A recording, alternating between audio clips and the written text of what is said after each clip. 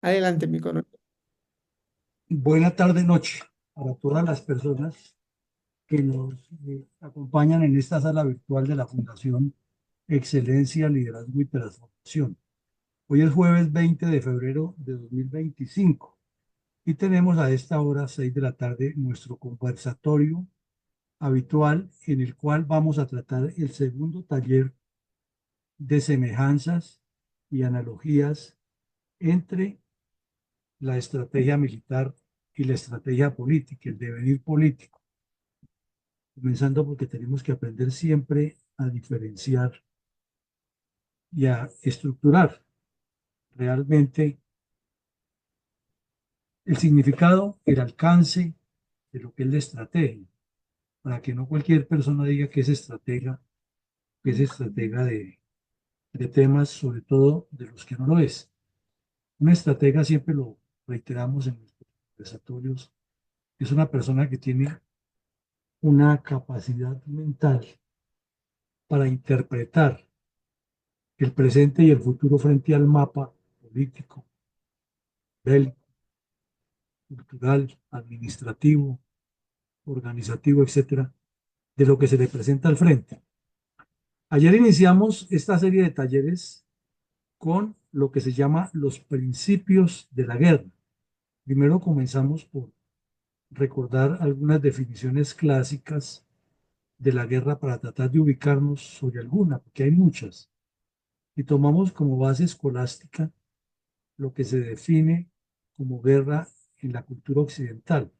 Y luego vimos lo que es la naturaleza de la guerra y comenzamos a ver brevemente que eso es un tratado completo, ¿no? De la naturaleza de cada guerra. Pero lo vimos muy brevemente para puntualizarlo, que en Colombia no es tan fácil definir la naturaleza de nuestra guerra porque hay muchos factores, vectores, asuntos y componentes. Y que por esa razón se ha confundido política de paz con política de seguridad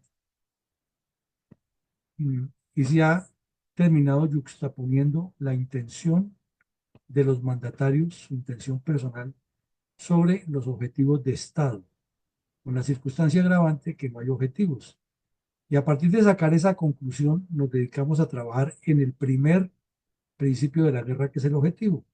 Y le dimos la vuelta por todos los lados hasta determinar que el objetivo es como un mar al que llegan una cantidad de ríos que lo nutren, muchas quebradas, afluentes, riachuelos, etcétera. Pero que la ideal para que ese mar sea limpio es que hay que limpiar primero todos los que lo nutren, porque si no se limpian, entonces lo que llega ya es lo peor. Y eso parecería ser que es la política en Colombia, que va llegando lo peor, como lo hemos dicho ya en algunos comentarios públicos y no tan públicos.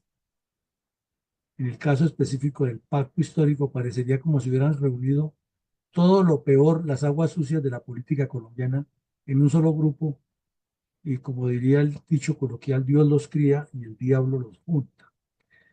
Entonces, visto eso de que todo lo que se haga en política debe tener un objetivo y que el objetivo debe redundar en un resultado favorable al proyecto, no a la persona, en eso sí insistimos siempre, no se trata de candidatitos ni de candidatos, sino de proyectos, para que, como decía el maestro Roberto Maldoval, refiriéndose a Atanasio Girardot, si un hueco se abre en las filas, hay a quien lo llene al instante. Entonces pasemos hoy, ya entrando en materia, al segundo concepto, que es la maniobra, perdón, al segundo principio, un concepto en los principios de la guerra. Entonces, punto número uno, principio número uno, objetivo. Punto número dos, objetivo número dos, o perdón, principio número dos, la maniobra.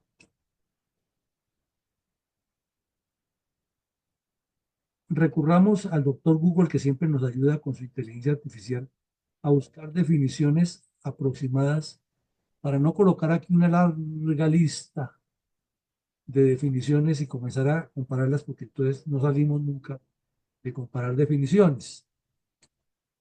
Entonces miremos el que está en rojo y dice que la maniobra es una sumatoria de acciones que colocan en condiciones de inferioridad al adversario y permiten derrotarlo.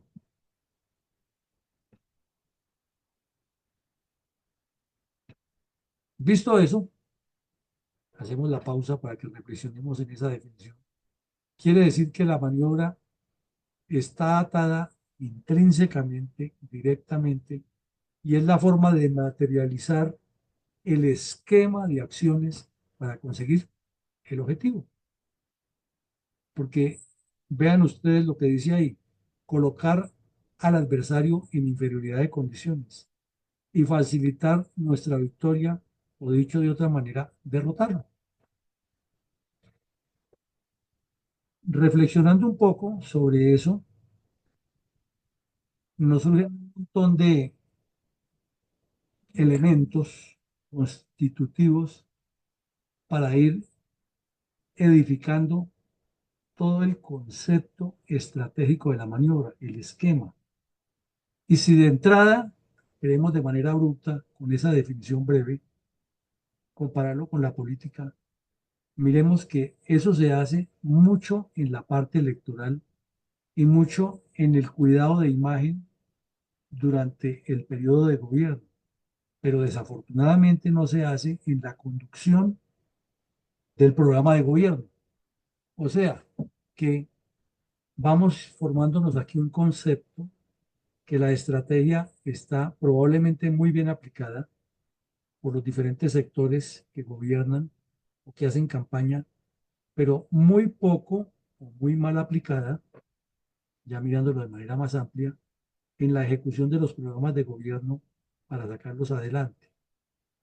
Porque desafortunadamente, en el caso nuestro, el programa de gobierno es apenas un requisito notarial y el Consejo Electoral, que es el que recibe esos proyectos con la registraduría, esos programas, se limita es como con una lista de chulearlo. Lo presentó, sí, entonces cumplió con el requisito. No lo presentó, no ha cumplido con el requisito. Pero tampoco hay una fuerza coactiva que obligue a que el proyecto o el programa de gobierno se presente y que además tenga un seguimiento y una validación. No hay quien lo valide. Entonces, es otra de las tareas que habría que hacer en caso de constituir un proyecto político, es llegar a pensar que se establezca la forma para que ese proyecto se valide o o se rechace y la persona tenga como presentando una tesis.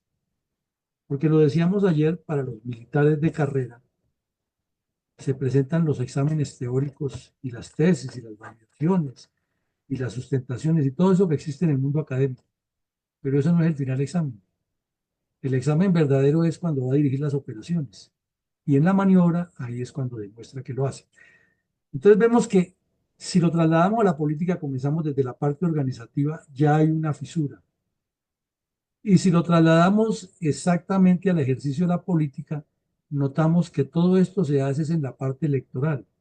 Por eso decíamos ayer, y no nos ruborizamos de repetirlo, si es que son los estrategas de marketing político los que son capaces de vencer la estrategia del adversario para que su candidato gane, entonces sería mejor que gobernaran ellos, que son los que saben de estrategia.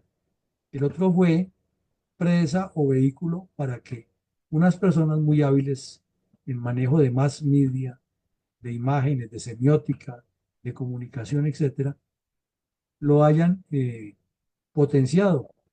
Pero hasta ahí no hay ninguna estrategia política. Porque la estrategia política es el desarrollo del programa y cómo con el desarrollo de ese programa vence la estrategia del adversario. O sea, permite derrotarlo y lo coloca en inferioridad para que el electorado pueda decir, este proyecto va muy bien y necesitamos que esto siga. Entonces ahí estaríamos hablando de una cultura política, pero nos falta pelo para el moño. En la segunda medida dice que la maniobra trata la relación de las marchas, no marchas de protesta petristas, ¿no?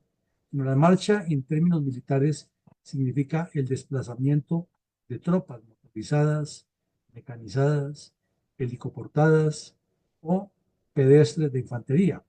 Eso es una marcha, que hay marcha táctica y marcha administrativa. Marcha táctica es la que va con medidas de seguridad, la marcha administrativa es la que va un poco usando el lenguaje de los jóvenes relajada, pero en la guerra no puede haber ninguna marcha relajada. Entonces las marchas administrativas son las de entrenamiento, que es otra cosa. Entonces dice ahí que es la relación de ese movimiento de tropas, de esas marchas, de esa aproximación que se hace hacia objetivos, hacia líneas de partido, etc. Y el uso que se da de ese manejo. Trasladémoslo a la política hasta ahí. Entonces, una maniobra política adecuada es el uso que se da a las fuerzas que tiene el grupo político en lo preelectoral, en lo electoral, lo postelectoral y lo reelectoral. A eso quisiéramos nosotros asociarlo para hacer como un conjunto de pensamiento y formando una doctrina, que la estrategia política debe abarcar los cuatro etapas del ciclo político, no solamente la preelectoral y la electoral, porque entonces ahí es donde comienza el engaño y ahí quizás es donde está la falla, que la política no funciona. Pero luego dice aquí algo muy importante que se enmarca dentro de un plan estratégico, ya que es la ejecución de ese plan. Entonces, por ejemplo, ayer surgió la pregunta de si el señor Petro, cuando dijo que ser potencia de la vida estaba realmente dentro de una estrategia o se alejaba.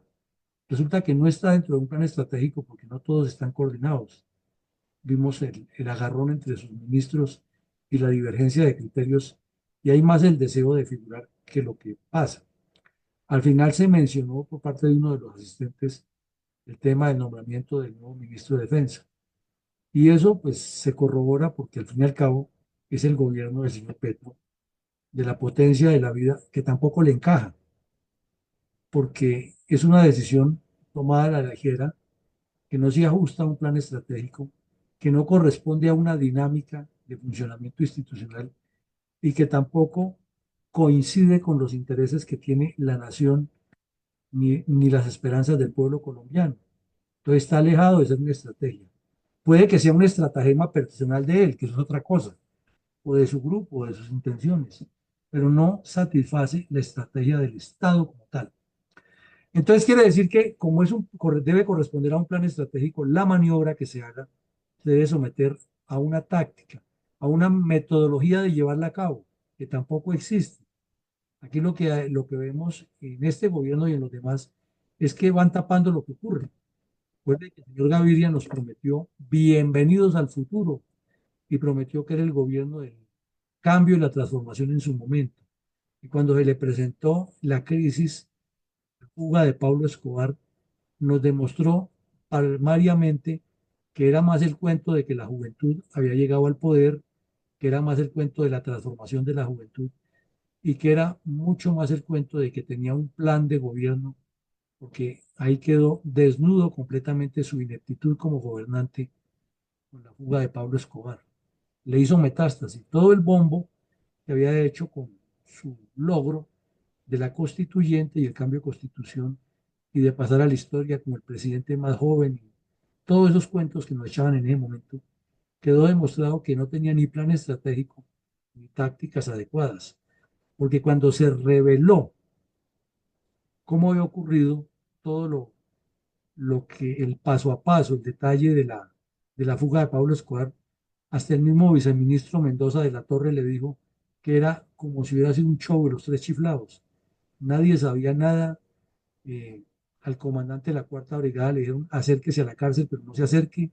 Ni siquiera sabía él cuál era el objetivo de esa tarea, que es que ya le va a llegar el viceministro y el ministro, pero que el director de prisiones también, pero que entre y hable con Pablo Escobar, el viceministro, pero que no entre, pero que el director de prisiones sí entre, que no entre.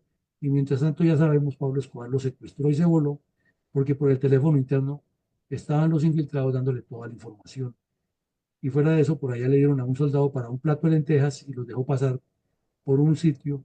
O sea, abrió una brecha, hablando en términos militares, de esa maniobra táctica. Entonces quiere decir que la maniobra, en ese caso, que es un ejemplo político muy serio, fue pésima, muy mal concebida, mal coordinada, sin que se utilizaran todas las fuerzas necesarias. Cuando hablo fuerzas, en términos militares, aquí hablo de las fuerzas con las que contaba el señor Gaviria. Hizo un remedio de operación secreta y reunió en su oficina solamente a los amiguis y no trajo a los que sabían de estrategia y luego les dio la orden a los que sabían de estrategia sin que ellos supieran cuál era la orden.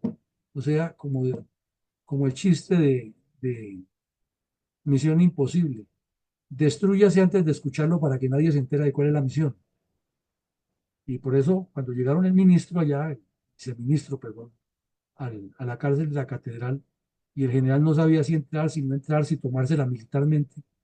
Y por último, cuando le dieron la orden ya era tarde porque Pablo Escobar los tenía secuestrados, y entonces que no vaya a entrar porque se mueren, pero que espere, pero que ya casi todos salen, y cuando entraron ya se ha ido Pablo Escobar. Quiere decir que la maniobra pésimamente concebida, no tenía plan, y las acciones tácticas para desarrollar esa maniobra muy mal. Entonces, ¿cuál era el objetivo o cuál es el objetivo de una maniobra? Pues llevar a la disposición táctica, o sea, cómo se distribuye las unidades en el terreno para llegar al objetivo. Entonces nos preguntamos, ¿hizo el señor Gaviria con su gobierno una distribución adecuada de todos los recursos que tenía? ¿No? Porque de manera increíble, ni el comandante de la brigada tenía comunicación directa con el comandante del ejército, las comunicaciones estaban muy malas hasta que llevaron un equipo de microondas que era de las fuerzas especiales urbanas, a las fuerzas especiales urbanas la llevaron a que aterrizaran allá, pero no sabían qué misión iban a cumplir, sino que quedaban bajo el mando del comandante de la cuarta brigada, y el comandante de la cuarta brigada no sabía que le iban a mandar las fuerzas especiales. O sea, como dijo el viceministro, parecía una comedia de los tres chiflados. Entonces, sí es cierto que el secreto es fundamental para que la maniobra funcione, pero cuando veamos el secreto también sabemos que hay niveles y hay responsabilidades, que es otro principio. Pero por hoy limitémonos a mirar que la maniobra requiere planeación estratégica macro para que sea una gran operación, pero que cada componente que se mueve debe estar perfectamente coordinados y debe, en la actualidad hablan del C4, Communications, Command o Commander, y otras dos C, Control y Coordinación, Control and Coordination. Cuatro Cs, y esas C son fundamentales para que la maniobra funcione. Entonces no se trata simplemente de dar la orden, ese es un viejo adagio militar. Al comandante le pagan el 100% de su salario, pero el 95% es para que controle la orden que dio. Y ese control significa que la maniobra, al fin y al cabo, la función de un comandante es conducir la maniobra, llegue a el propósito final que vimos ahí al principio, de poner en condiciones de inferioridad al adversario, derrotarlo y hacerlo por medio de acciones que minimicen las pérdidas y garanticen el éxito total de la misión en el menor tiempo posible y con la menor eh, cantidad de gastos posibles o de pérdidas posibles. Si lo trasladamos a la política, tiene completa lógica. Todo lo que se haga debe estar dentro de un concepto, de una manera. No es que a qué le corresponde, como suele suceder en Colombia. ¿No? Es que eso es responsabilidad de tal persona. Es que se trata de que toda actividad que haga una organización debe estar coordinada. Y un partido político debe tener los dirigentes no para que hagan la componenda de a quienes le dan aval y a quienes no, que eso es lo que, a eso se limita la función de ellos aquí. Y quién maneja la plata y quién no. No, es que es un Estado mayor que está dedicado a la planeación y la dirección y la conducción. De esa manera es que lo estamos planteando. Estamos tratando de crear esa mentalidad para que eso funcione. Ahora vayamos más un poquitico en materia de mirar detalles bonitos, bonitos.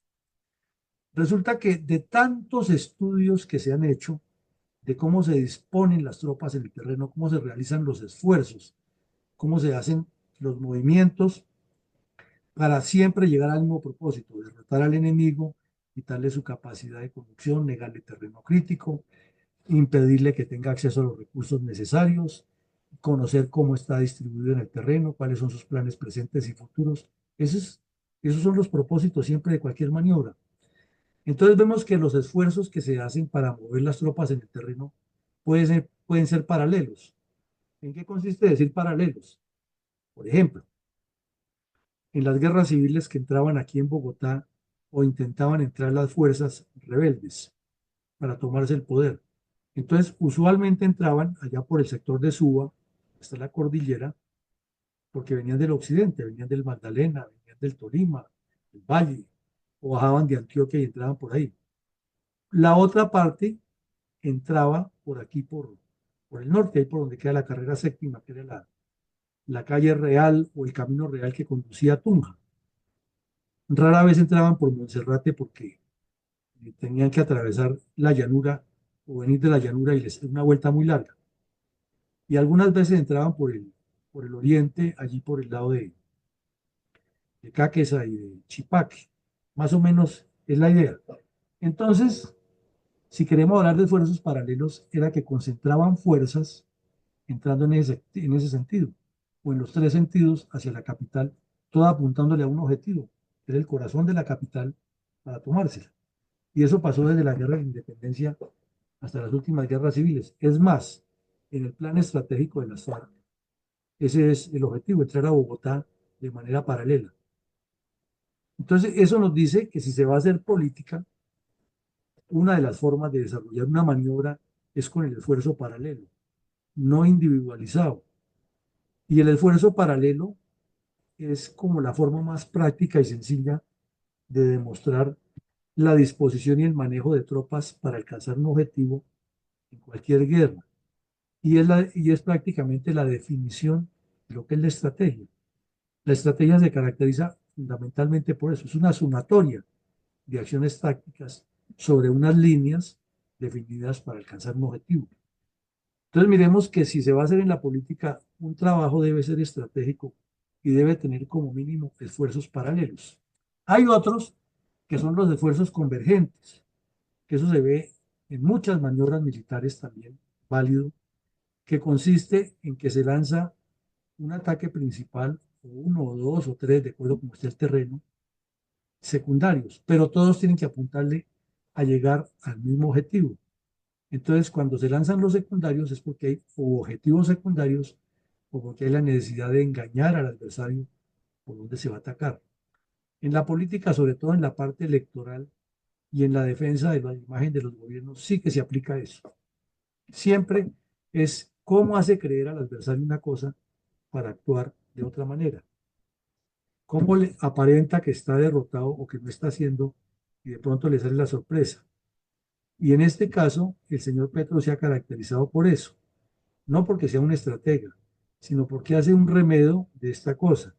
Y ya lo vemos que su línea estratégica de acción es un problema y entonces él o se inventa uno o le pone fuerza o énfasis a otro para que en lo que estaba grave se diverja y él sigue conduciendo a lo que ya vamos a ver un poquitico más adelante, a que sus adversarios vayan a combatir al terreno donde él es fuerte, que es el de la confrontación, la conflictividad, la dialéctica, el choque, la victimización, la acusación mutua, etcétera. Y de esa manera hace que sus esfuerzos convergentes, que son una mentira y otra mentira, siempre lleven al adversario a donde él quiere. En la guerra de guerrillas sí que es común eso, y al estudiar mucha historia de Colombia, de Argelia, de Indochina, de Bolivia, donde ha habido guerras de guerrillas, siempre ha ocurrido lo mismo. El manejo de los esfuerzos convergentes es que una guerrilla, un grupo pequeño, atrae la tropa y la lleva hacia una zona de muerte. Y si el comandante de la unidad no advierte el error en que está, va de cabeza al matadero y allí es cuando ocurren las grandes tragedias, las grandes emboscadas. O cuando la misma guerrilla le genera un ambiente de confianza tal que se relajan las medidas de seguridad y le cae por sorpresa. Pero todos esos esfuerzos que está haciendo la guerrilla para llevar a la tropa a ese error son convergentes, porque conducen al mismo esfuerzo. En la política, pues sería lo mismo. ¿Cómo hacer que el adversario haga lo que yo quiero? ¿Cómo convencerlo o inducirlo a que siempre me dé la batalla donde yo quiero? Y en eso sí que ha sido hábil el comunismo en Colombia y en todas partes del mundo.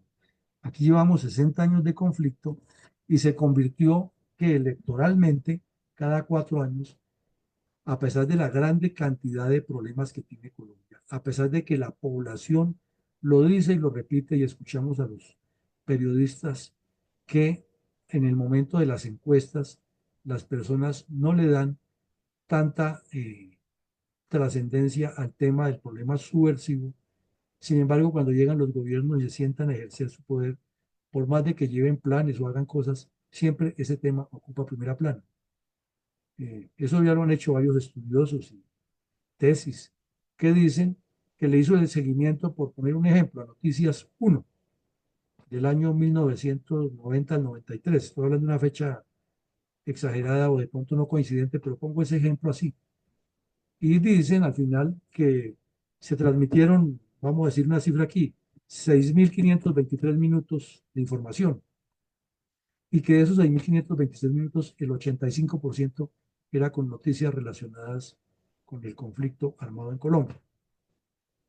¿Qué sucede con eso? Que el esfuerzo convergente que hizo la parte política de la guerrilla y la parte armada de ellos logró que la agenda del adversario no fuera prioritaria, porque los hechos de sangre se impusieron, porque los mismos medios de comunicación le dieron más trascendencia, porque los debates en el Congreso se convirtieron alrededor de eso, porque hubo un proceso de paz que falló o no falló, etcétera. Entonces es un esfuerzo convergente, es una forma inteligente, estratégica de llevar al adversario allí. Igual sería en la política, ¿no? El señor Gaitán fue muy hábil en eso y vale la pena leer sus discursos para entender qué era lo que él quería estratégicamente. Él tenía un error terrible, ¿no? Era una persona muy hábil para montar este tipo de mensajes y convertirlos en mediáticos, pero cuando ejercía el poder era bastante desorganizado y no lograba concretar lo que hacía, pero sí ponía la opinión a que trabajara en lo que él decía. Y estaba muy bien correspondido porque en el sector adversario estaba el señor Álvaro Gómez, perdón, Laureano Gómez, que manejaba la misma dinámica lingüística y dialéctica, etcétera. Bueno, ahora vamos a los esfuerzos divergentes. Los esfuerzos divergentes es para aplicar una frase maquiavélica que es histórica en la humanidad. Divide y reinarás. Entonces, ¿cuál es el esfuerzo divergente? En términos militares o en táctica y estrategia militar se llama la acción dilatoria. Y la acción dilatoria siempre es buscar la dispersión del adversario hasta llevarlo a pequeñas trampas y eliminarlo. Siempre el objetivo de la guerra es eliminar la capacidad del adversario, siempre será así. Y consiste en eso, en que en lugar de hacerle frente, se le abren los frentes de batalla, se le hace perder el sentido y la noción de su estrategia en el terreno y lo pone a combatir 1.000 guerras pequeñitas. El Che Guevara decía en su libro, en 1.000 Vietnams, en 1.000 partes, y así derrotaremos al adversario. Eso es un esfuerzo divergente. Eh, en la guerra del Japón contra Estados Unidos en el Pacífico, al general MacArthur en la primera etapa le fue como a los perros en misa y lo obligaron las circunstancias a retroceder de Filipinas hasta Australia. Y no le quedó otra opción. Entonces, cuando él ya vio que no le quedaba sino el último bastión para estar en Australia, tenía que pensar en lanzar el contraataque. Entonces, la decisión suya, muy acertada, fue hacer un esfuerzo divergente y le abrió 1.000 campos de batalla a los japoneses y lo logró de tal manera que los condujo a diferentes trampas y los derrotó. Pasemos al campo de la política. Cuando un adversario es muy fuerte, entonces lo decíamos ayer, no hay que atacarlo a la cabeza porque es muy difícil pegarle ahí. Pero si le ataca al cuello, que es lo que une la cabeza con el resto del cuerpo, le separó completamente el cuello, el cuerpo y lo deja débil. Eso es más o menos un esfuerzo divergente. Es partir el dispositivo adversario en dos. Y en la política habría 1.000 maneras, 1.000 formas de hacerlo, y sería cuestión de que quienes están se enfoquen en que vamos a hacer un esfuerzo divergente, que la estrategia en este momento de nuestra maniobra es divergente y de esa manera nos ocuparemos de que la persona lo logre. Si lo miramos aquí en blanco y negro, el señor Petro ha logrado los esfuerzos divergentes, al punto que tenemos 80 candidatos presidenciales de los cuales no hacemos un caldo, pero los tenemos. Eso es un esfuerzo divergente. Y él está hablando desde hace rato, y lo ha repetido 1.000 veces, que la izquierda va a ir unida a la segunda vuelta. Y si miramos, sí hay varios candidatos de la izquierda, pero casi que sería casi como leído. que es una estrategia de dividirlos para que jalen unos votos, consigan unos recursos, porque es que una consulta interna le da plática a un partido. Y ya se sabe que si hace una consulta interna entre Claudia López y otra persona, pues ahí está perdida la que haga la consulta interna, pero le significa plata, le significa publicidad, le significa que el adversario, que en ese caso es la oposición, esté haciendo esfuerzos divergentes porque lo pone a patinar. Entonces el esfuerzo divergente tiene como propósito fundamental abrirle el espacio de maniobra a la propia fuerza y limitarle el espacio de maniobra a la fuerza adversaria porque ya no sabe para dónde coger y por donde aparezca sufre bajas. Entonces le afecta la moral. Y el otro es el de los esfuerzos distribuidos, que es un poco más escolástico al traducirlo a la vida práctica, que es el de darle misiones precisas. Los fuegos de artillería se concentran específicamente sobre tal sector. La tarea de los ingenieros militares es exclusivamente bloquear tal sector en un plan de barreras. La infantería tiene que hacer maniobras de provocación, ataque, entrar y salir en tal parte. La caballería va y ataca y regresa, hablando en términos militares. Ahora pasemos a los términos políticos. Si se distribuyen los esfuerzos, porque hay que hacerlo de acuerdo a cómo está la dinámica de las operaciones. O sea, conociendo estas cuatro formas de maniobra, llegamos a la conclusión que hay que hacer es un esfuerzo distribuido. Entonces, distribuyamos las tareas para llegar siempre al mismo propósito, derrotar al adversario o quitarle su capacidad de reacción. Repito, el problema es que esto se está limitando nada más a la parte electoral. Entonces volvemos a lo mismo. Los JJ Rendón, los no sé qué, son los expertos en hacer este tipo de maniobras y de ahí para allá, ¿qué más? Llega el candidato que ni siquiera se enteró bien de cómo se hace esto, no tiene la idea de cuáles son los proyectos y cuando le toca defenderse utilizando estas mismas maniobras, no para su imagen, sino para defender el proyecto, pues ni conoce el proyecto ni conoce las maniobras. Total, que no hay concepto estratégico de maniobra.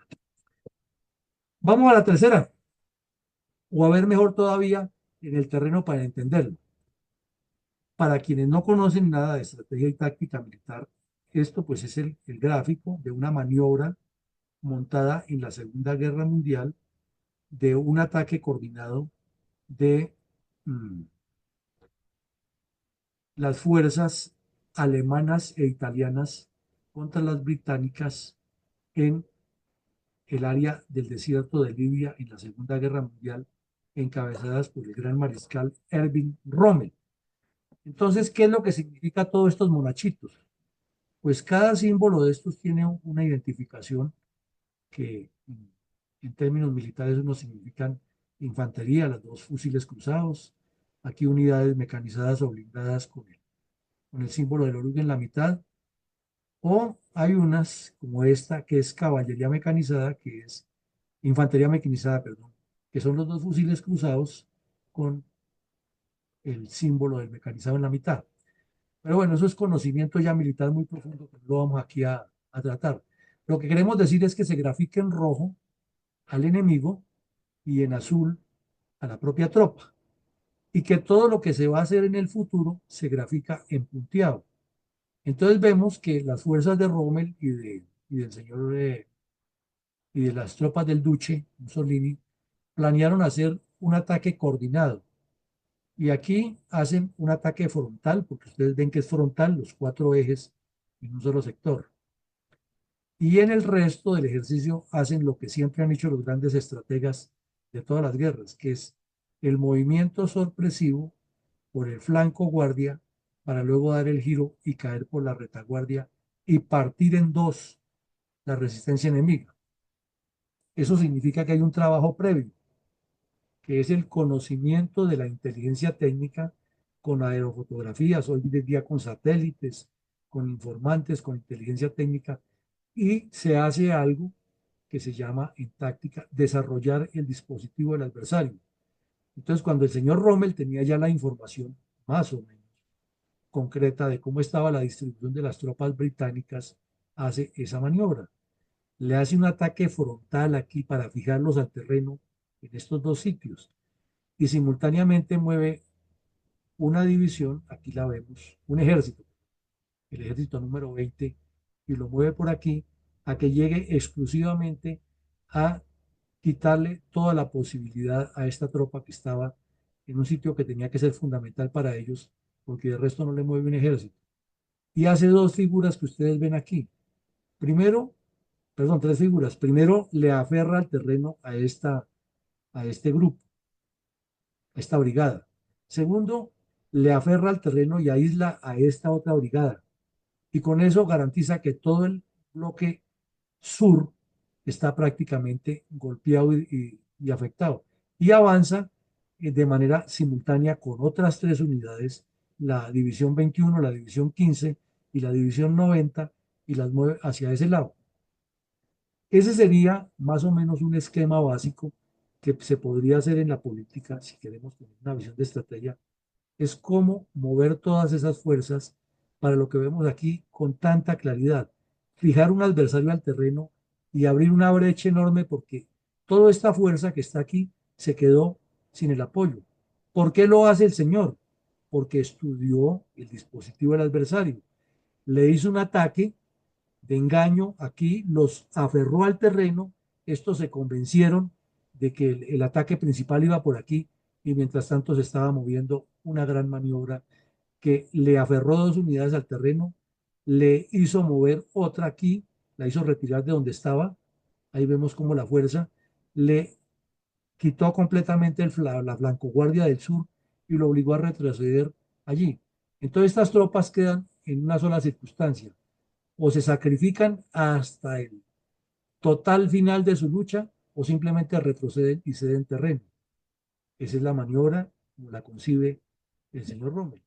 Falta ver, que esa es la otra parte del análisis que debe hacer siempre el estratega, es si los otros también la tienen entendida así y saben que deben retroceder y que ese retroceso significa un movimiento retrógrado. Pero bueno, eso ya es harina de otro costal y es una profundización más bonita del estudio de la estrategia. Lo que le queremos significar aquí a nuestra audiencia es que siempre se debe utilizar el engaño, pero el engaño en la guerra no es como, no es como se le imaginan los políticos colombianos, cómo engaño a los electores y cómo engaño a todo el mundo, sino es cómo le hace creer que su propósito es este para llegar al que él realmente quiere. El señor Petro eso sí nos lo está haciendo de maravillas, pero de maravillas. Nos hace creer una cosa, nos pone a pelear aquí, nos engolosina en este terreno con lo que él dice todos los días y el país va, Twitter viene, eh, mensaje de WhatsApp va, correo electrónico va, memes y estamos peleando la guerra aquí. Y resulta que el señor Rommel está dándole el golpe por la retaguardia a toda esta gente y está avanzando sus tropas a ganar un flanco que ya lo analizó, que es el que le da ventajas para seguir avanzando hacia el oriente. Eh, y entonces esta tropa británica se va a ver obligada a retroceder. Y ahí fue donde el señor Rommel se ganó la fama del zorro del desierto, porque siempre decía que aparecía por donde menos esperaba. No, no era que el tipo tuviera, como dice MacArthur en sus memorias, no es que tuviera MacArthur, en el caso de él, más inteligencia que los demás. Él estaba seguro que había gente más inteligente que él en el ejército. No era que él tuviera las mejores tropas, seguramente había unidades mejores que las que él tenía, solo que él le dedicaba 5 minutos más al proyecto. Y estas son las maniobras estratégicas geniales de Rommel. ¿A dónde radicaba el éxito de Rommel? Que interpretaba rapidísimo cuál era la intención estratégica del adversario. Interpretaba muy rápido cómo era que montaban la maniobra. Y una vez montada la maniobra, él sabía cómo maniobrar para deshacer esa maniobra. O sea, es un juego de inteligencia. Ah, que en el medio hay un montón de muertos. Es que la guerra no es entre monjas. La guerra es con soldados y con fusiles. Y desafortunadamente muere mucha gente. Pero este tipo de maniobras minimizan las pérdidas y aumentan la fama del comandante que la dirige y causan impacto en quien lo recibe. Ese es un concepto estratégico que queríamos traer hoy de la maniobra. Ahora vayamos a algo más bonito. ¿Cuáles son los condicionamientos? ¿Cuáles son las condiciones que debe tener la maniobra? Entonces la maniobra es la prueba de fuego del comandante, ya lo dijimos. En el curso militar puede sacar 5 en todo y ser el que hace los mejores cálculos, pero es en el terreno donde lo demuestra, que realmente es un comandante idóneo para dirigir las tropas porque interpreta el momento y lo que recibió en las aulas fue una formación general. Ya es su propia iniciativa, su propia interpretación del terreno, o lo que llaman los factores MET, visión, enemigo, tiempo y terreno, y cómo los interpreta y cómo hace que la cosa funcione. Entonces la prueba de fuego real para él. Lo segundo, es la máxima prueba de liderazgo, identidad, idoneidad, porque para que un comandante lleve unas tropas a la victoria, pues Napoleón Bonaparte lo resumió muy fácil, ¿no? Es el hombre que las entrena en la paz y la lleva a la victoria en la guerra. Eso parece facilísimo. Pero es que ahí en ese intermedio hay un montón de aspectos de lo que se llaman los elementos o del poder relativo de combate, que son elementos tangibles e intangibles. Y aquí vemos tres intangibles que son definitivos en la guerra. El liderazgo. Es que el líder no es el que más grita, no es el más trapacero, es la persona que interpreta el momento, interpreta su entorno y hace que las cosas sucedan favorables al proyecto, no favorables a él, que ese es el otro error que hay en política.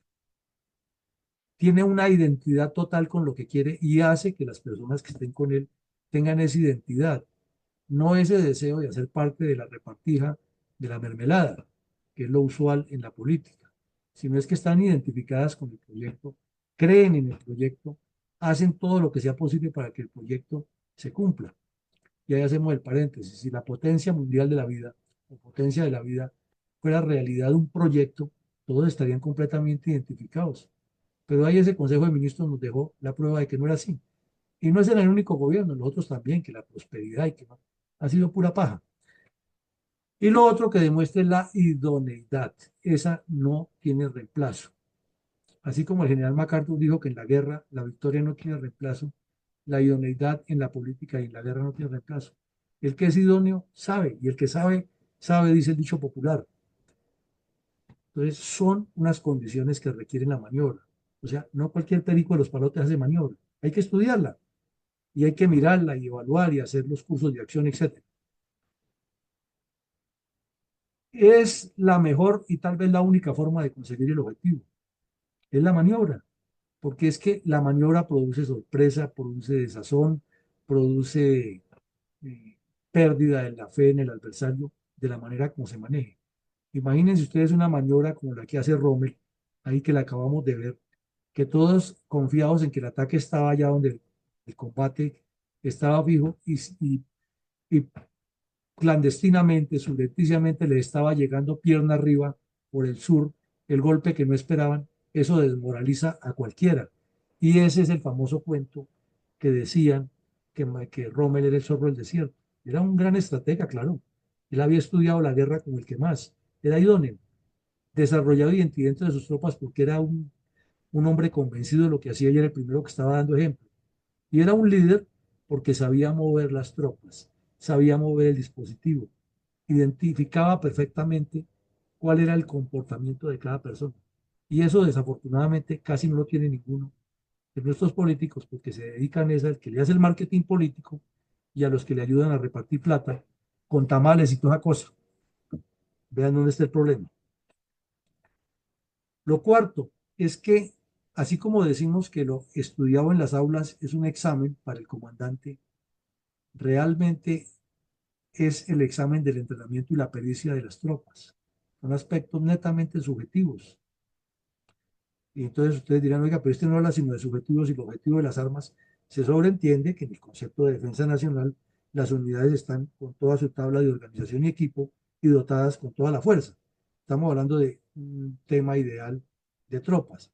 Pero hay algo fundamental, unas tropas bien entrenadas, bien controladas, aún con medios insuficientes y dirigidas por un líder que los convence y los dirige y los orienta y los motiva, esas tropas llegan a donde otros no han ido y hacen lo que otros no han hecho, porque lo hemos dicho aquí siempre y en muchos eventos.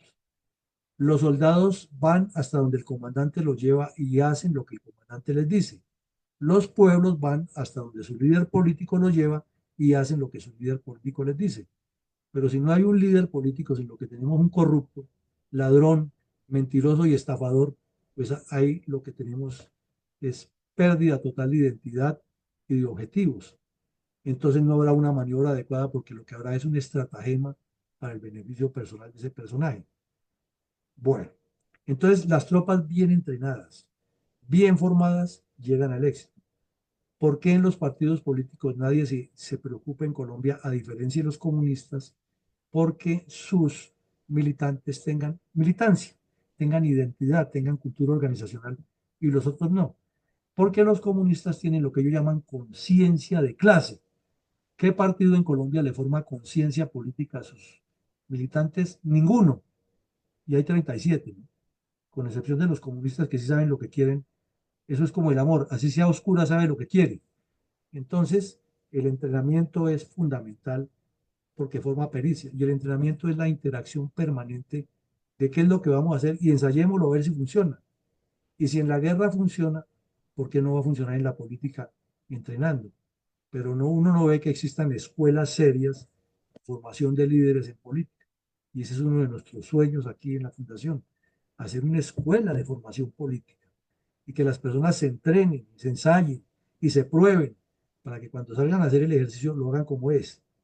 Bueno, la maniobra es el reflejo de la ejecución estratégica y táctica. Obvio, la maniobra refleja el concepto, refleja la visión. Es tan importante que cuando se elabora una orden de operaciones y se le distribuyen las misiones a las tropas o se hace un plan de operaciones, la maniobra tiene un capítulo aparte y se subdivide en varias cosas: concepto de la operación, eh, intención del comandante y mínimo unas instrucciones de coordinación. Como mínimo una orden de operaciones tiene eso. La política no puede ser igual. Y repito, no me refiero solamente a la política electoral, me refiero al manejo del Estado. ¿Por qué los dirigentes no hacen instrucciones de coordinación para lo que están haciendo? Sino que todo se concentra el poder en una persona y ese no coordina nada, sino que todo depende de él. Si no mueve el lápiz, no hay nada. Bueno, entonces es el reflejo cuando se maniobra que hay una estrategia, que hay una táctica, que hay una conducción, que hay objetivos. Y es la forma de condicionar la conducta adversaria. No hay otra, no hay otra. A la fuerza, usted no condiciona a nadie, pero si usted lo sorprende y lo golpea por todas partes sin que tenga posibilidad de reaccionar proactivamente, lo condiciona a su conducta. Esa es la, viéramos con un ejemplo que es bastante duro, lo que vive un secuestrado con el síndrome de Estocolmo. Esta es la maniobra que le hace el secuestrador, que termina el secuestrado prácticamente diciéndole al secuestrador que no le va a quitar las cadenas, que él está bien ahí. Entonces, eso es lo mismo en la guerra. Y ustedes miran, por ejemplo, lo que hace el señor Putin en Ucrania, está haciendo eso, tratando de condicionar la conducta del adversario, porque eventualmente le lanza una oleada de drones y deja una gran parte sin energía. Luego va a otra parte del país y hace eso. Entonces va generando como una sensación de que estos están en todas partes y no podemos eludirlos. Y lo que hace es una maniobra muy bien concebida desde la óptica del Kremlin. Y luego les quita el gas y luego les daña las represas de agua. Entonces está generando un condicionamiento en la conducta adversaria, que fue lo que quiso hacer desde el principio y no le funcionó. Igual que hace Israel cuando va y vuelve flecos un sector de los palestinos o de Hezbollah o de los terroristas islámicos, le está condicionando su conducta a que ellos ya se tienen que estar previstos que si vuelven a hacer una embarrada, la respuesta será demoledora y cada vez peor. Entonces es una forma de condicionar la maniobra. Que los objetivos se logren o no se logren, bueno, eso ya es otra parte de la discusión. Pero la maniobra siempre trata de condicionar al adversario. Miremos ahora otra cosita. Componentes. ¿Cuáles son los componentes de una maniobra? Aquí vemos una de las grandes batallas de Napoleón graficadas en el terreno. Y vemos cómo el adversario le ha preparado a Napoleón una especie de emboscada de herradura. Y Napoleón llegó allá consciente de lo que pasaba y sin embargo ganó esa batalla, porque su maniobra fue más hábil de la del adversario. Napoleón intuyó cuál era la maniobra del adversario y le hizo la misma jugada o le hizo la contrajugada. Le actuó en diferentes bloques o en diferentes minifrentes y le abrió el dispositivo. Entonces, no, esto no significa que un dispositivo bien tomado sea definitivo, sino que hay que prever en el juego de guerra que se hace anteriormente cuáles son las capacidades de más probable adopción del adversario. Y aquí Napoleón le salió más vivo al que le ha montado la especie de emboscada de herradura. Y si ustedes van al Arco del Triunfo, encuentran que la batalla de Leipzig es uno de los grandes logros de Napoleón. Pero porque a pesar de que estaba en un terreno que no le favorecía, supo aprovechar mejor los elementos de combate, los elementos de apoyo de combate y la maniobra de la infantería y la caballería. Claro, contaba con gente del tamaño mental del almirante Ney, del mariscal Ney y de Murat. Eso pues no se desconoce con quiénes andaba, pero es lo que nos lleva a pensar que toda maniobra debe tener un componente geopolítico, que eso tampoco lo piensan los dirigentes políticos al gobernar aquí. Piensan en pequeñito, en ellos. Y resulta que todo lo que se haga en política y en la guerra está atado a un fin geopolítico. Porque aquí Napoleón sí lo entendía. Era el futuro de su imperio en Europa. Entonces, para él cada batalla era como si fuera la batalla final. Y le ponía alma, corazón y vida a eso, porque entendía que era el destino geopolítico de Europa el que dependía en cada batalla. Segundo, tiene un componente político interno, la maniobra. ¿Hasta dónde alcanza a llegar eso? Y parando ahí nomás, ¿será que nuestros dirigentes políticos, los 80 candidatos presidenciales que tenemos, entienden mínimamente eso? Lo dudamos, ¿no? Tercero, tiene un componente estratégico, que es cuáles son las líneas de acción que se van a trazar, sobre cuáles objetivos grandes se va a trabajar, cuáles etapas, cuáles fases, cuáles proyectos para llegar al propósito final, que es el de asentar un programa de gobierno a largo tiempo. Ese es el objetivo estratégico. No es ganar la elección para repartir puestos y buscar cómo nos atornillamos para seguir ahí mismo en la misma, porque por eso termina el país y lo que está, sino cuál es la visión estratégica para asentar ese proyecto a largo plazo. Lo cuarto, el manejo táctico, la minucia, cómo se hace cada cosa, pero cada cosa tiene que estar atada a un objetivo. Y esa es la crítica que hacemos aquí frente a lo que sucede con la manifestación que está haciendo el señor Uzcategui aquí en la calle 100 con carrera sexta.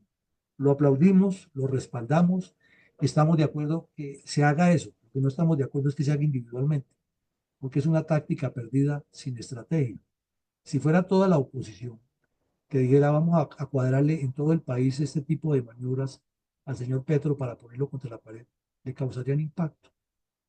Lo mismo, que se hacen un montón de marchas y terminan siendo tácticas. Y salen montones de gente a la calle y gritan, fuera Petro, Petro delincuente, Petro corrupto, no más corrupción, todo eso que vemos allá, todos los que hemos salido a ser parte de esa misma montonera. Pero nos preguntamos, ¿esa marcha tiene un componente geopolítico? ¿Le apunta a la construcción de un bloque en el cual se luche nacionalmente e internacionalmente contra el socialismo del siglo XXI? ¿Tiene un componente político estructurado que realmente conduzca a que de verdad fuera Petro?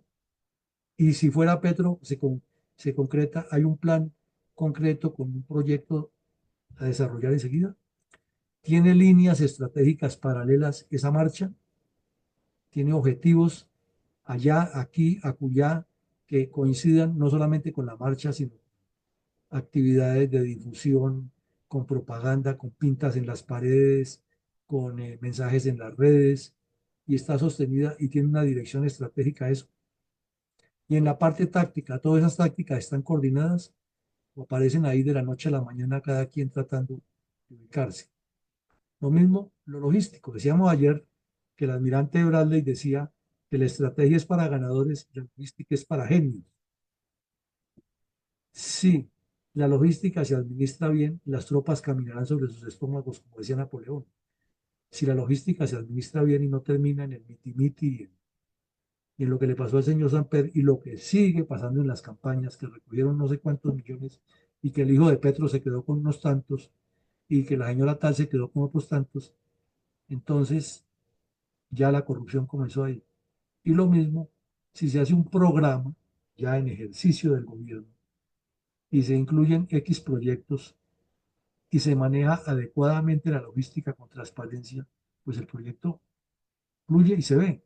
Pero si la logística tiene trabas, tiene napoleoncitos que le ponen trabas a todo, que todo lo dificultan, y peor si tiene corruptos. Y lo mismo tiene un componente psicológico. La maniobra siempre será para llevar al adversario a la derrota. Toda maniobra que se haga es para derrotar al adversario. No tiene otro, puede que tenga propósitos particulares, objetivos particulares, pero el gran propósito de una maniobra es derrotar al adversario y eso es un efecto psicológico. Ahora, ¿cuáles son las intenciones que se hacen en una maniobra? Como parte de un gran conjunto, es cortarle las líneas de comunicación al adversario. Entonces, así como el felino le corta la línea de comunicación al ser que ataca, entre la cabeza, o sea, su cerebro, y el resto del cuerpo, atacándole el cuello, pues eso mismo ocurre en la guerra y debe ocurrir en la política. Es cortarle las líneas de comunicación al adversario desde la cabeza hasta la base para hacerle que pierda la fuerza de su ideología, su identidad. Y ese es el secreto de la guerra. Siempre dividir, diverger, evitar que el adversario tenga concreción, mantenerlo en dificultades y hasta como proponen los manuales de guerra psicológica, ponerlo a pelear entre ellos. Negarle el acceso a recursos. Entonces volvemos al punto anterior de la logística. Los ejércitos caminan sobre los estómagos. Lo dijo Sun Tzu hace 3000 años. Quítele el acceso a los graneros a cualquier ejército y verá que lo verá derrotado en menos de que canta un gallo. Y eso le pasó a Rusia en Ucrania, y lo veíamos ayer, una columna de 60 kilómetros de tanques y boato y llevaban de todo, hasta hornos cremarios para los muertos.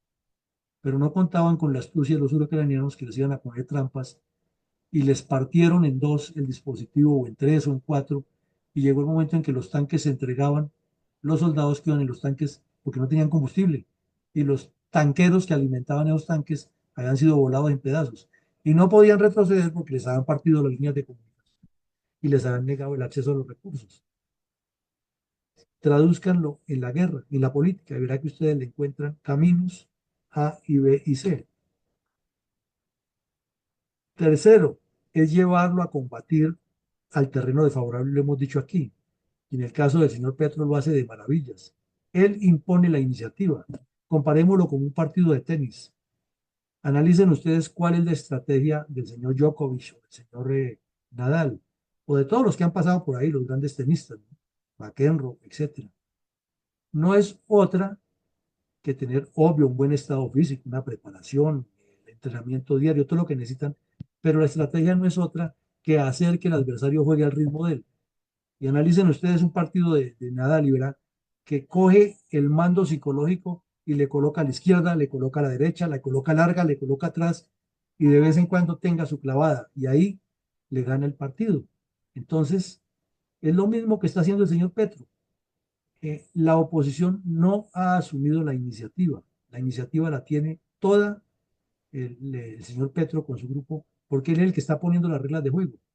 Trasladémoslo a otro escenario que ha sido muy cuestionado en política, pero que es una realidad. Es la negociación de paz de las FARC con el señor Santos en La Habana. Allá Santos lo que envió fue 5 convidados de piedra. Los tipos parecían como el perrito del taxi, todo el tiempo moviendo la cabeza y diciendo que sí. Y estos sujetos les impusieron la agenda, los temas, la dinámica. Jugaron a que hoy estoy bravo, pero mañana volvemos a negociar. Les inventaron mil cosas que esto toca socializarlo con la guerrillerada y que va a consulta, que es que en tal parte hubo un combate y hasta que no se aclara y no venga el gobierno a aclarar, no seguimos. Eso es llevar al adversario a combatir al terreno desfavorable. Y por último, les metieron el gol de cabeza del siglo. Les impusieron que las milicias bolivarianas seguían vivas, el Partido Comunista Clandestino seguía vivo y el movimiento bolivariano clandestino seguía vivo. Al día de hoy, al día de hoy, esos son los que mueven las marchas cocaleras, son los que eh, hacen todas estas actividades de protesta social, salen y bloquean las carreteras y son víctimas, porque nunca los metieron en el acuerdo y están armados y ahí están Y fuera de eso, evitaron que les erradiquen la coca. Eso es llevar al adversario a combatir al terreno desfavorable y negarle el acceso a todos los recursos. Porque entonces no se pueden bombardear porque es que hay menores de edad, no se pueden atacar porque es que es población civil, las tropas no pueden actuar porque es una protesta social justa y la Constitución lo garantiza. O sea, mejor ejemplo no puede haber. Otra intención siempre será descubrir el dispositivo del adversario, y lo veíamos cuando lo hizo el señor Rommel. Se decidió por ponerles un combate fijo en un terreno y les hizo el movimiento envolvente por otro lado, porque había desentrañado el dispositivo adversario y siguió desentrañándolo, o sea, adivinó la intención estratégica del enemigo.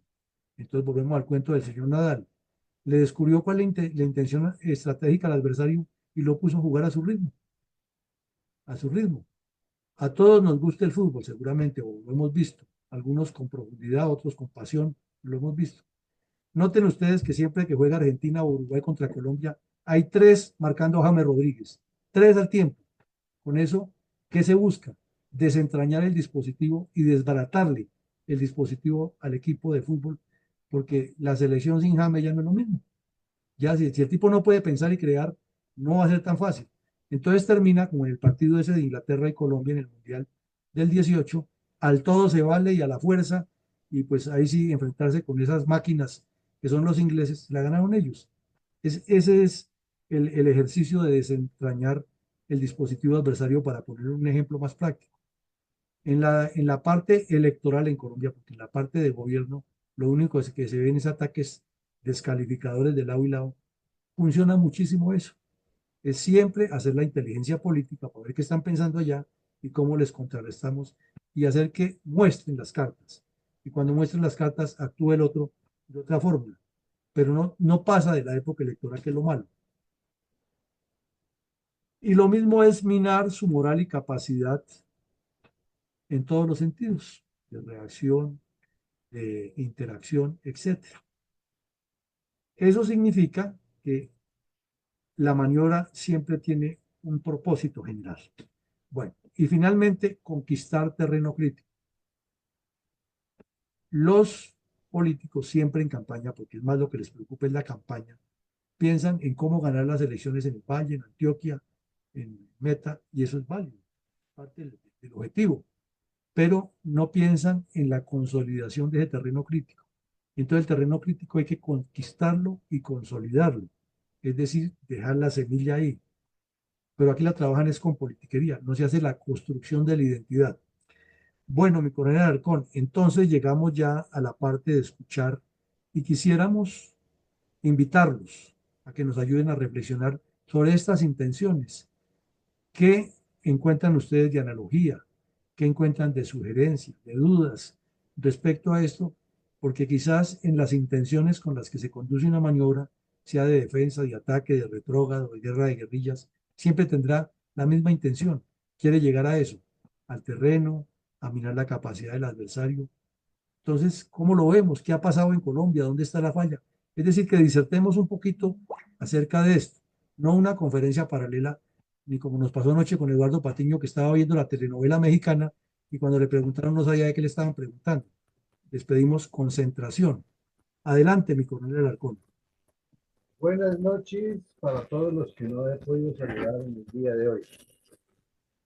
Eh, Renuevo la necesidad de levantar la manita y exclusivamente sobre esta parte que habla sobre las, perdónenme la redundancia, intenciones de la maniobra.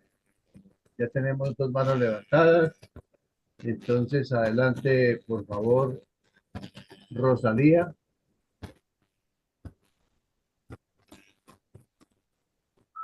Eh, Mi coronel Villamarín,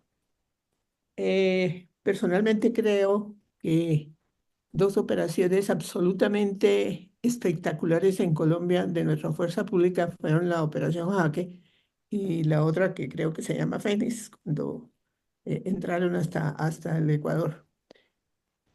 Y todos lo hicieron perfecto. La estrategia fue perfecta, esa genial idea de un señor suboficial de intervenir las comunicaciones Eh, Todo lo que hicieron fue perfecto. Hasta a último minuto cuando utilizaron el helicóptero de la Cruz Roja, etcétera, etcétera. Ganaron todo. Y sin embargo, ¿qué le pasó a Colombia cuando se aparece un cretino y va y demanda la operación que porque no estaba presente no sé qué organismo de control y que podían haber alterado los computadores en el caso de Reyes?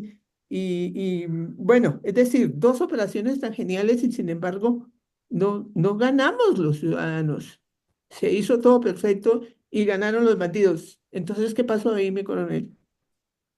Bueno, en el caso de Raúl Reyes, es que comenzando por el presidente Uribe, que se equivocó en el manejo de la información, completamente. Porque él, por demostrar que Chávez y Correa estaban metidos hasta los tuétanos con las FARC, se apresuró a publicar eso, cuando él lo que ha debido hacer es colocarle la denuncia internacional en la Corte de La Haya por apoyar el terrorismo. Pero antes tenía que hacerlo en los dos congresos de los dos, de los dos países. Y en ese momento, los dos congresos iban a decir que eran inocentes. El siguiente paso era llevarlo a La Haya. Pero se dejó asesorar mal del señor Jaramillo, que después fue negociador de paz, y comenzaron fue a darse una publicidad, a publicarlo a cuentagotas. Y lo segundo es que la Corte Suprema de Colombia, en una de las decisiones sapientes que tienen nuestros abogados, se le ocurrió la genial idea de decir que esos computadores no tenían validez para la justicia colombiana porque han sido decomisados en territorio ecuatoriano y que lo que ha debido hacerse es llevar a la justicia ecuatoriana y a las autoridades ecuatorianas y fuera de eso entregárselos allá y luego pedirlos por valija diplomática. O ¿Qué sea, tal? la poesía de Pombo, como el queso se lo está comiendo el gato, el ratón, perdón, entonces pongamos al ratón al gato a que cuide el queso y el ratón, y desaparecen queso y ratón. Y en el tema de Ingrid Betancourt fue que el señor Juan Manuel Santos, en toda su vanidad como ministro de Defensa, le dio por publicar todo lo que se había hecho. ¿Qué necesidad tenía que conocer el país? Que se había creado una ONG, y entonces se volteó la torta y terminaron diciendo que había utilizado el logo de la Cruz Roja y hasta el día de hoy sigue ese debate bizantino, que cuando en realidad lo que se debería resaltar es la estrategia y la acción de aprendizaje. Adelante, mi coronel. Gracias, mi coronel. Gracias, Rosalía. Adelante, por favor, Sonia.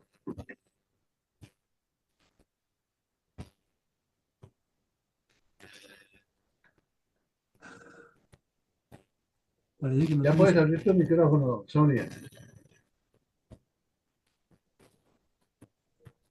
Es Y que ahí está dice con que la mano levantada. Vamos a no, avanzar pero un poquito y entonces Sonia, adelante. es que me escribió que no lee el audio, pero yo le estoy diciendo aquí que lo reactive, no sé qué problema tenga. No, pero tiene todo cerrado. Sí, sí, por eso, pero yo le estoy dando que lo reactive, ¿qué es lo que puedo hacer, no? Decirle que lo reactive. Bueno, entonces sigamos con él, que Sonia le damos la Vamos oportunidad de entonces mover. con mientras que soluciona su problema, Sonia, vamos con mi coronel Iván González. Adelante, por favor. Gracias, mi coronel. Y buenas noches para todos. Pues pienso que en el campo político colombiano nuestros líderes partidistas y las personas pues que resaltan y esperan ocupar posiciones de autoridad y mando en el gobierno para dirigir al pueblo colombiano en las buenas intenciones del progreso y el desarrollo y la paz, no han sabido desentrañar eh, las intenciones del adversario, el punto 4, porque pues si tenemos claro que el comunismo en Colombia no es el sistema de gobierno aplicable que nos haya traído felicidad, por el contrario, mucho sufrimiento, mucha muerte, mucha violencia, destrucción, atraso y subdesarrollo, pues hay que estudiarlo y hay que desentrañarlo, hay que conocerlo. Pero uno ve que los políticos no conocen al adversario y no conocen ni siquiera las consecuencias de los actos del adversario. No piensan que todo se soluciona es con la simple fuerza de los fusiles y que para eso están los soldados y los policías.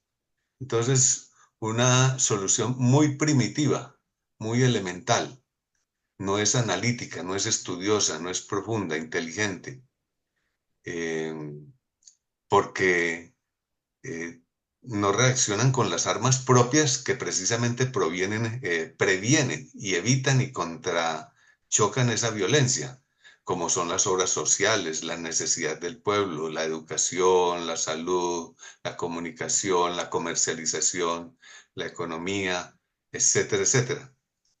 Y entonces actúan es más con músculo que con cerebro.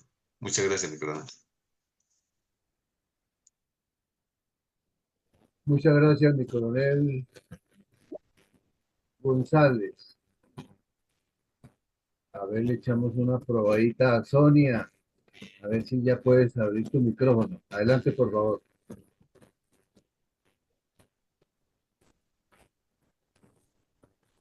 Nada. Entonces vamos con doctora Ethel.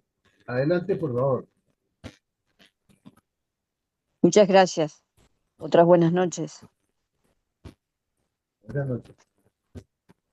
Por los puntos presentados y viendo la contienda de la intención, lo que quieren conquistar es el terreno crítico. Entonces, el estudio del opositor o de quienes van a competir, hay que estudiarlo muy bien, la moral y la capacidad en todas las áreas que van a extenderse cada uno y ver con qué viene. Si ni siquiera hay conocimiento, hay que desentrañar el dispositivo adverso.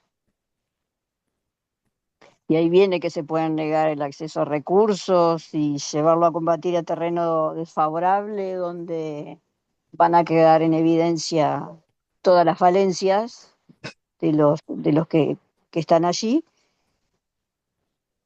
Y es muy probable que el más astuto, el que tenga la mejor estrategia por sobre los demás, gane. Según las intenciones, ¿no? Muchas gracias. Muchas gracias, doctora Ethel. Adelante, por favor, ingeniero Alfredo Gruber. Pero perdón, mi coronel, que Sonia me escribe aquí, me dice que es que no ha podido conectarse, que tiene un problema técnico ahí en el celular, pero hace la siguiente pregunta. Si esto ya está inventado, ¿por qué Petro está siempre un paso adelante? ¿En qué está fallando la oposición? Es una pregunta que nos hace Sonia para responder aquí. Entonces, brevemente le diría a Sonia que tiene razón, esto está inventado y se lo inventaron de los chinos, los griegos, y siempre ha habido estrategias militares.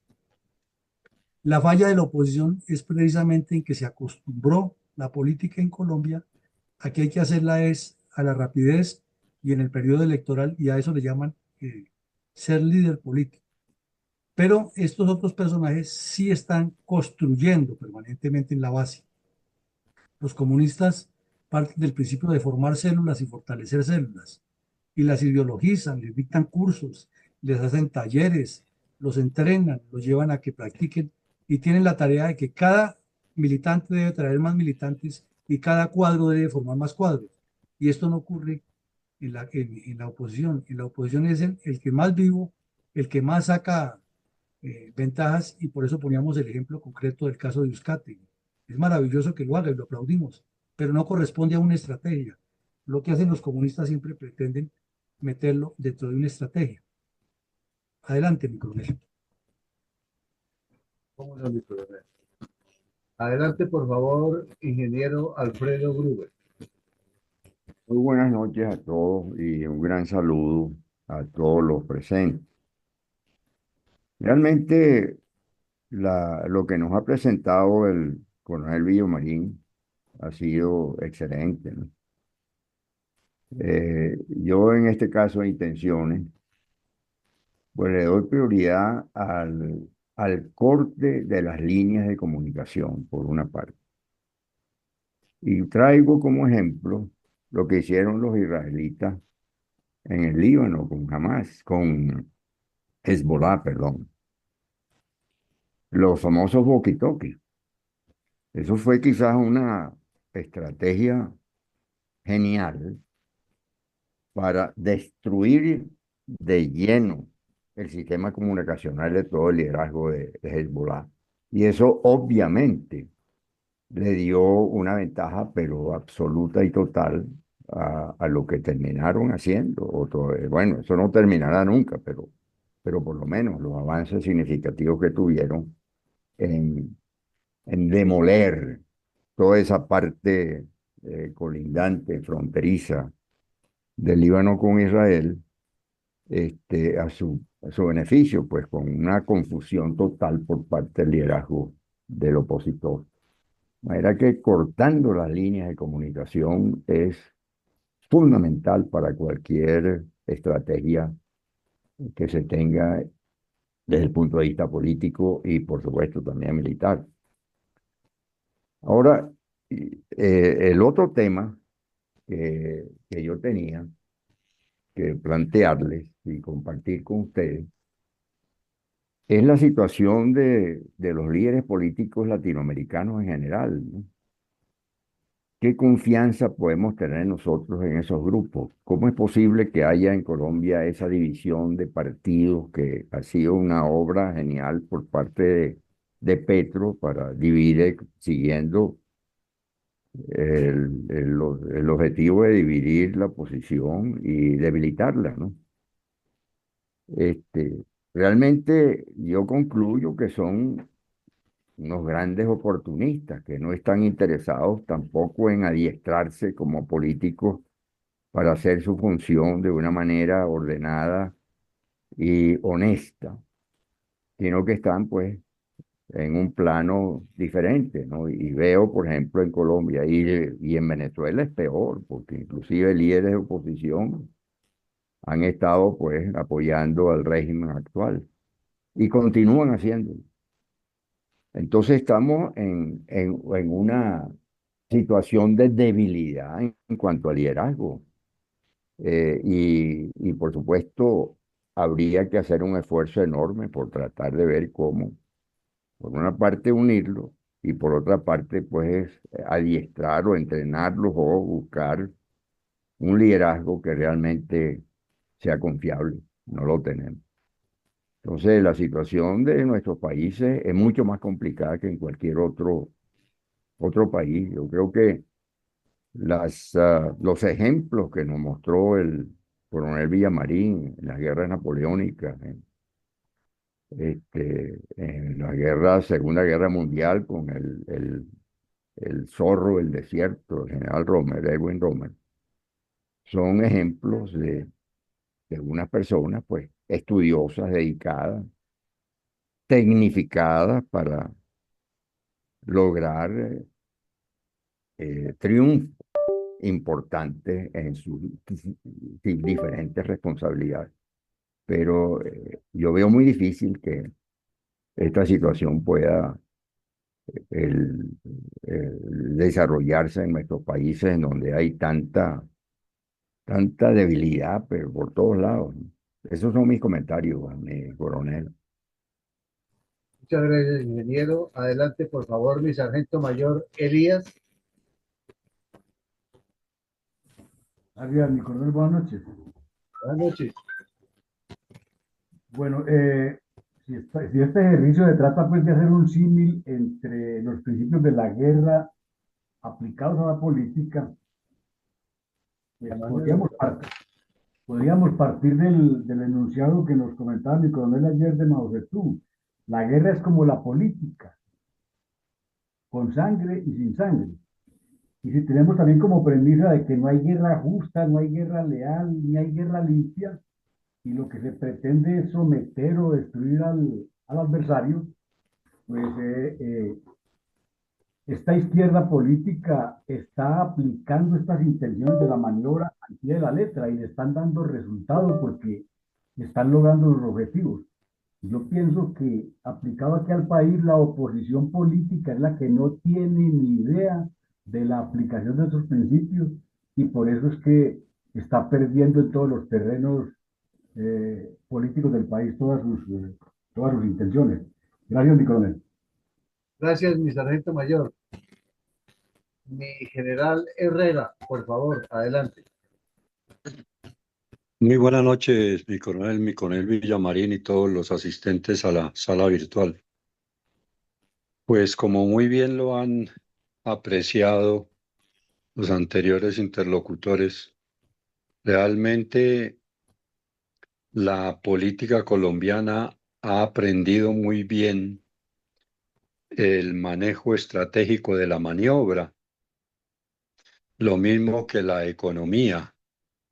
También aplica, como quien dice, la maniobra con base en el ejemplo de las enseñanzas militares.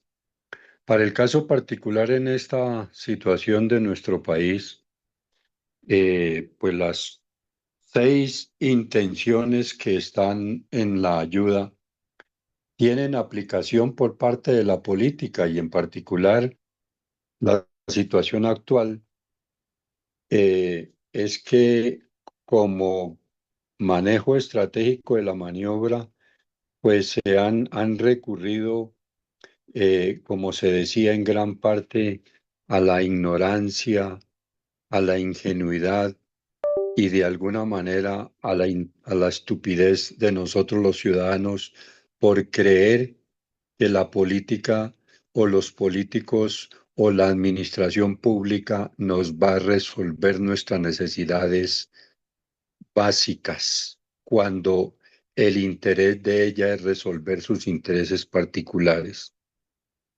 Otro punto de el manejo estratégico de la maniobra es que han recurrido a las alianzas estratégicas con grupos armados ilegales, con grupos criminales, con indígenas, con los jóvenes y lógicamente han recurrido a la amenaza, al miedo, al terror y al atemorizamiento. Nos han infundido miedo y terror y lógicamente tanto a la sociedad como a los gremios económicos e industriales. Le han echado la culpa precisamente de los males del país a grupos económicos y a la política de los gobiernos anteriores. Vienen aplicando la ilegalidad en la administración pública para su beneficio y para generar recursos que van a utilizar con fines ilegales políticos próximamente. Han venido reduciendo de manera sistemática toda la fortaleza de la fuerza pública y lógicamente hasta lo que ha sucedido en el día de ayer lo vienen, como quien dice, aplicando con mucha inteligencia y con mucha prontitud. Desde luego, pues ante los graves problemas del país, como quien dice, el dirigente político de turno salta de charco en charco, se va para otros países y lógicamente el manejo que le viene dando al país es desde el punto de vista comunicacional de trinos.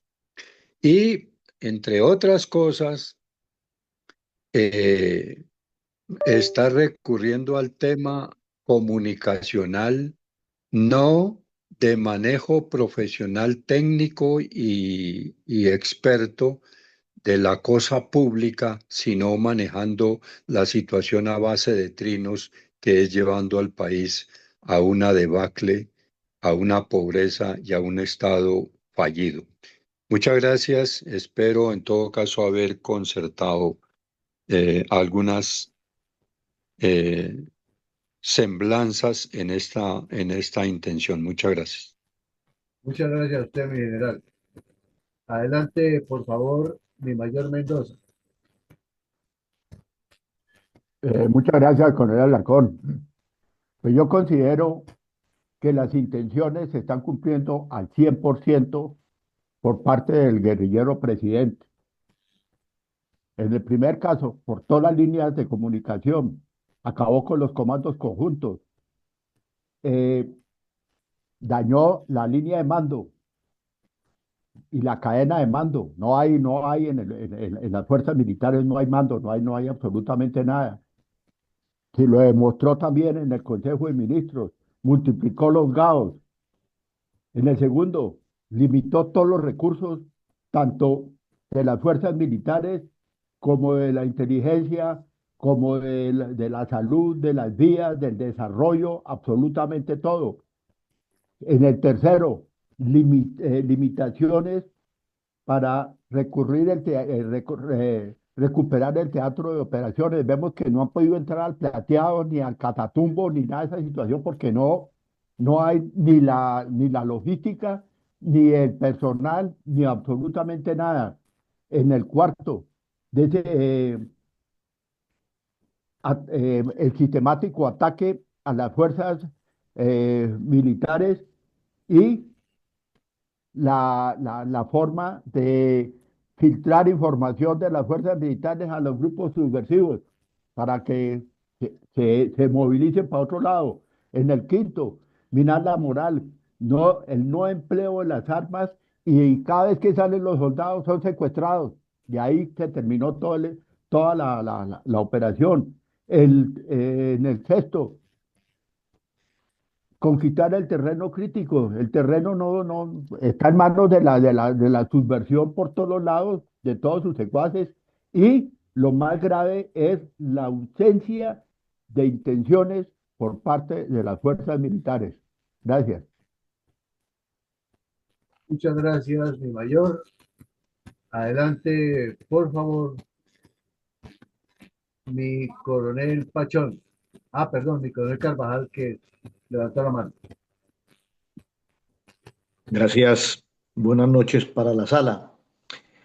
Bueno, al analizar las intenciones para conducir la maniobra y de acuerdo al plan estratégico de la izquierda comunista, yo señalaría la intención número 6, por medio de la cual la maniobra política del gobierno revolucionario de Petro está cumpliendo con sus objetivos. Señalaría la número 6, conquistar terreno crítico, y haría la analogía con la sociedad marginada. El terreno crítico o la sociedad marginada son las clases menos favorecidas, la delincuencia, los inconformes, los desilusionados de la política tradicional, la juventud rebelde, la juventud con ideas revolucionarias, quienes no tienen oportunidades de trabajo.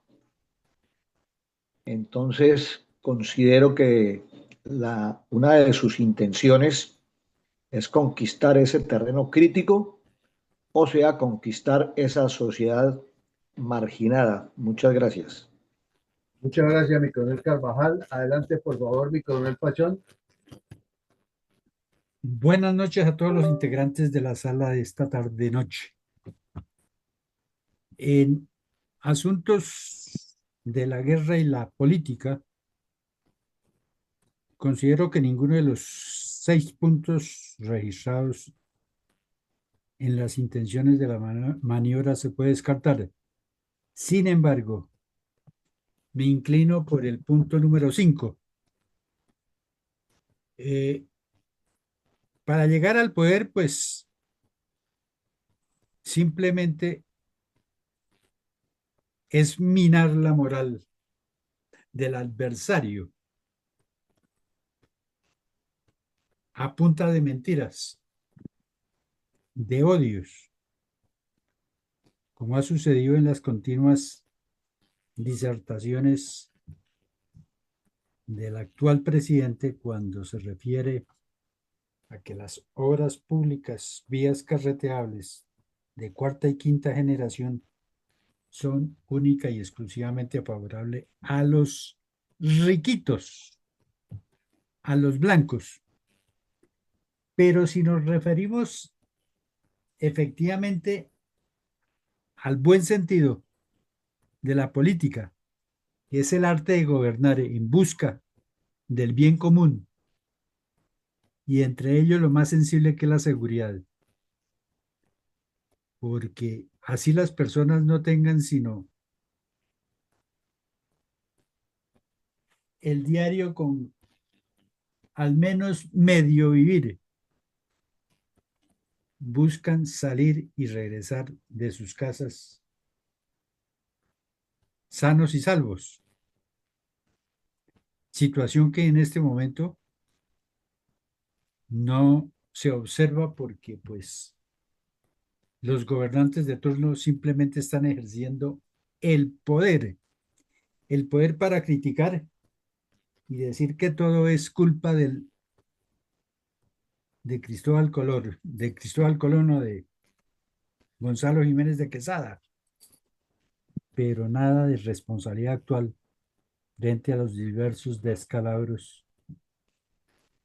que ha tenido que afrontar el pueblo colombiano por ese deseo de figurar y de decir de que están en el poder, pero sin gobernar. Me parece de que el político que busque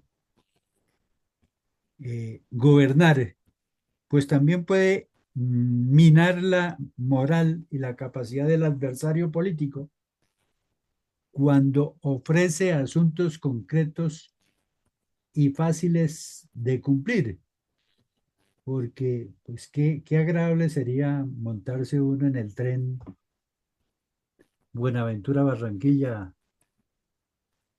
o en el tren de alta velocidad allá de Portete a San Juan, Guajira.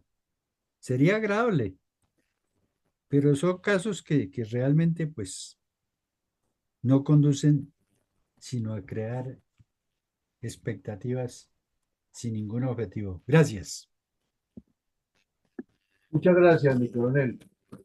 Mi coronel Villamarín, hemos superado la cantidad de personas que están presentes en la sala actualmente.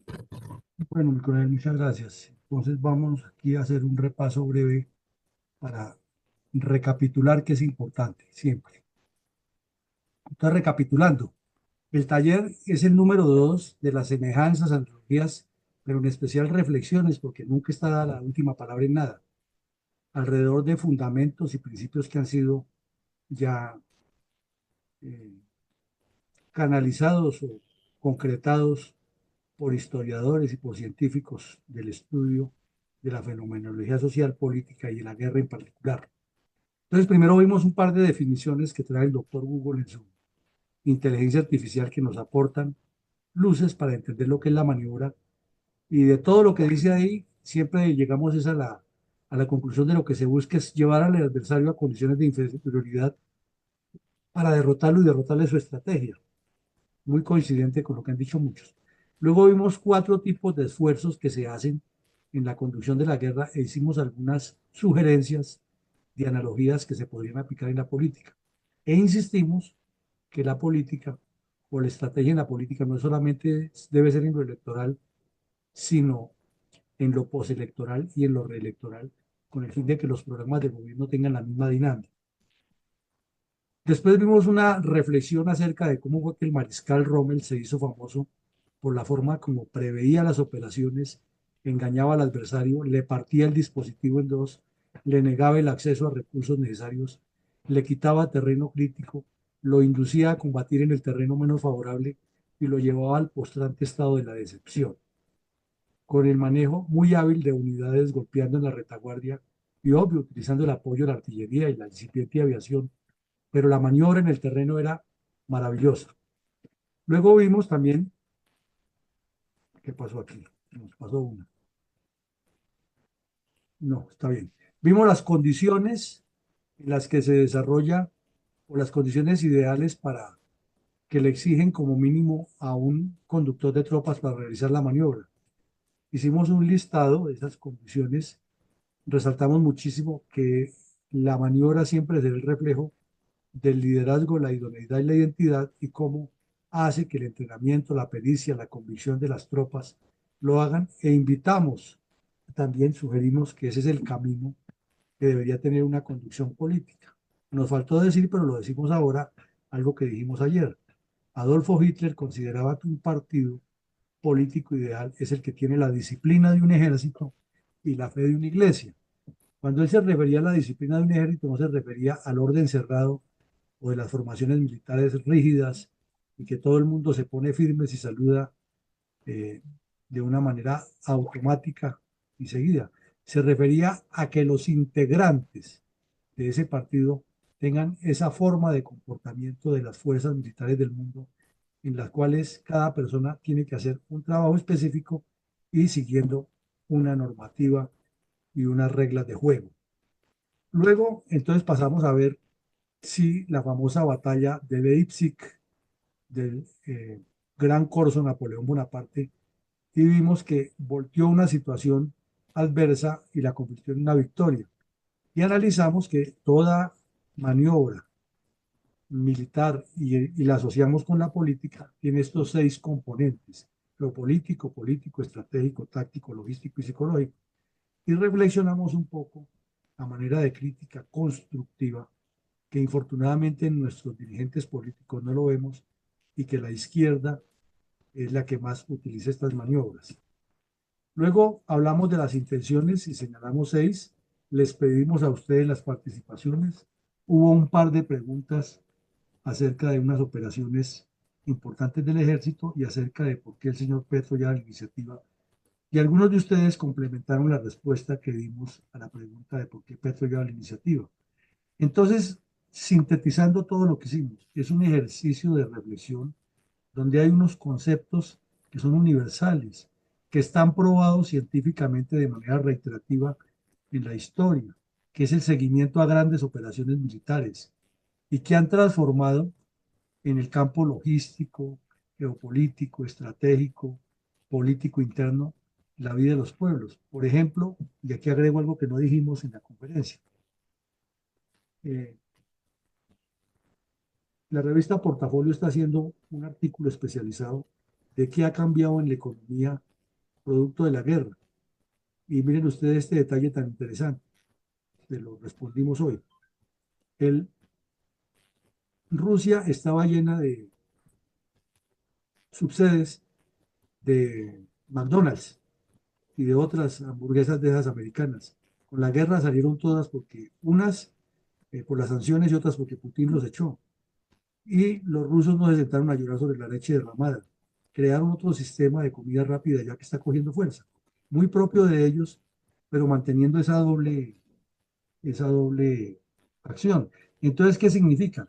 Que la intención de Estados Unidos era cortar una línea de comunicación de la economía con el consumo. Ellos le encontraron una respuesta a esa guerra política promoviendo otro tipo de actividad.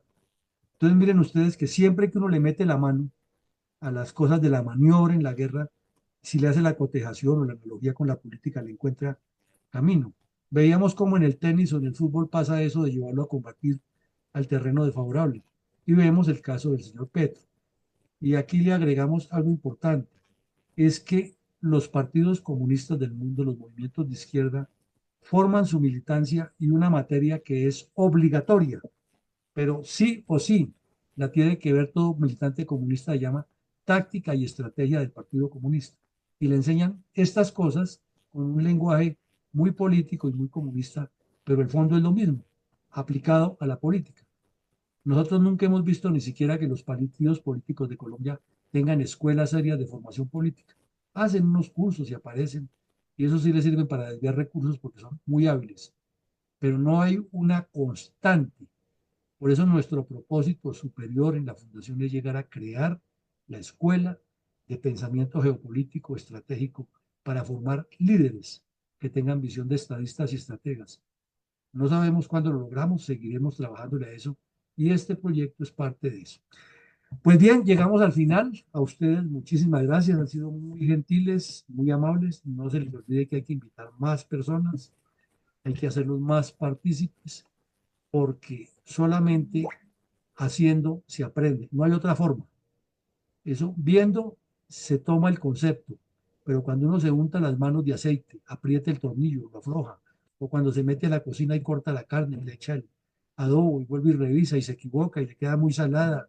Después la hace, al fin aprende a hacer la carne bien hecha. Entonces, hagamos, trabajemos, multipliquemos. A todos una feliz noche, que Dios nos bendiga y mañana los esperaremos con más actividades de la Fundación de acuerdo con nuestro horario normal. Feliz noche para todos. Muchas gracias, mi coronel. Estamos listos. Muchas Viva gracias sin patria, igualmente a feliz todos. noche. Igualmente, mi coronel. Buenas noches para todos, un abrazo, bendiciones. Gracias, mi general. Buenas noches para todos, un fuerte abrazo para todos. Buenas noches, Fede. Gracias para todos. Mi coronel, buenas noches, muchas gracias. Estamos todos de pronto. Bueno. ¿Está bien?